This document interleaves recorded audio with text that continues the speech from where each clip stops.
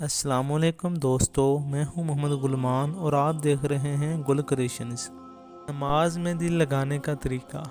اتنی بات یاد رکھو کہ نماز میں کوئی کام پڑھنا کے ارادے سے نہ ہو، بلکہ ہر بات ارادے اور سوچ ہے۔ مثلاً اللہ اکبر کہہ کر جب کھڑے ہو تو ہر لفظ پر سوچو کہ میں اب سبحانک اللہم پڑھ رہا ہوں، پھر سوچو کہ اب وَبِحَمْدِکَ کہہ رہا ہوں، پھر دھیان کرو کہ اب وَتَبَارَکَ اسْمُکَ منہ سے نکل رہا ہے۔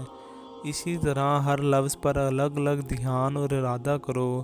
الحمدللہ اور سورت میں یوں ہی کرو، پھر رکوع میں اسی طرح ہر دفعہ سبحان ربی العظیم کو سوچ سوچ کر کہو، غرض منہ سے جو نکالو دھیان بھی ادھر رکھو۔ ساری نماز میں یہی طریقہ رکھو، انشاءاللہ تعالی اسی طرح کرنے سے نماز میں کسی طرح دھیان نہ بٹے گا، پھر تھوڑے دنوں میں آسانی سے جی لگنے لگے گا اور نماز میں مزہ آئے گا۔